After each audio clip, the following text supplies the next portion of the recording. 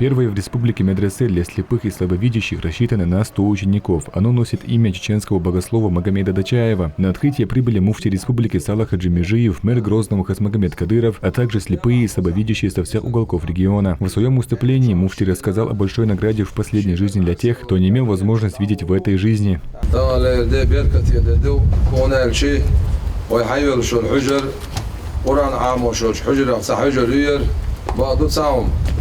إشتا بعرسير لو دنيا نشوع شينا شيقر بعرسير لو دعي اسمه شو الستق ليلي شنو عليه الصلاة والسلام سن يلسمن سقاء بأخنا أق دنيا نشوعها سن حقو شهم دا تسعة دا يلسمن ينا دعتي سنويز أق تسعة شيكو يوسوش قان قيمة ديناح سان لوريول شو الملك مويو أنا ألشي دنيا نشوع شنا شجر بعرسير لو دع يسنا شون بعرسة تصدق لرشة تغن شو حكمل كي قاتشور ندوح الله دال قان قيمتي نعتان قوتشو قريول شو الملك إذا قيمتي نعبي خور دولش داس بوخ.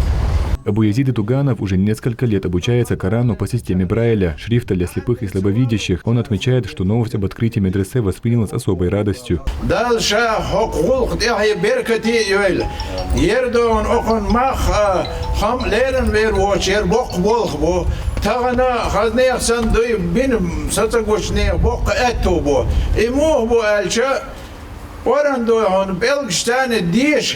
مسودو يشدل حيلش قولن تغن حيول شير حجر سويس خولش دالشا حق بل داقلات جيما دق قدر كنتو شمال حيزنشان شيغر дал дикенс бехем бойль. Двухэтажное здание с просторными кабинетами возвел для слепых и слабовидящих региональный общественный фонд имени Героя России Ахмата Хаджи Кадырова. После перерезания ленты гости осмотрели объект изнутри. Также фонд Кадырова закупил Кораны, написанные по системе Брайля.